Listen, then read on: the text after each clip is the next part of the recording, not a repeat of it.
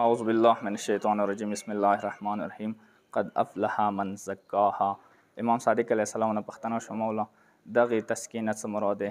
امام صادق علیه السلام یو روایت وصال شاه کې دا شه دی چې که چیرې چا صدقه زکات فطره ویر کړله داسې وایه چې دې تزکیه وکړله. امام صادق علیه السلام یوه وکیل ته داسې وایي چې تاسو زکات فطره د غلامانو ادا کو، که چیرې غلامانو والا زکات فطره تاسو نه که ادا، ما ته اندېښنه دا ده چې کیدای شي ټوله مړه شي. زکات فطره دور اهمیت لري.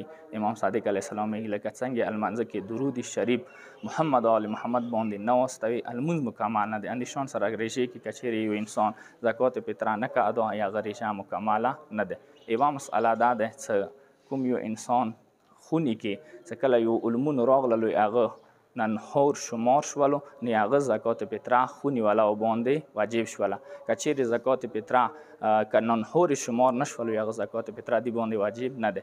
خو که چیرې یو انسان خونې ته راغللو صرف رژمات یې ونیو که دې زکات فطره خونې والا باندې واجب ده که نه ده واجب، چې صرف یوه رژمات سره دی باندې ننهور شمار نه کیږي، دی باندې زکات فطره واجب نه کیږي. والسلام علیکم ورحمة الله وبرکاته.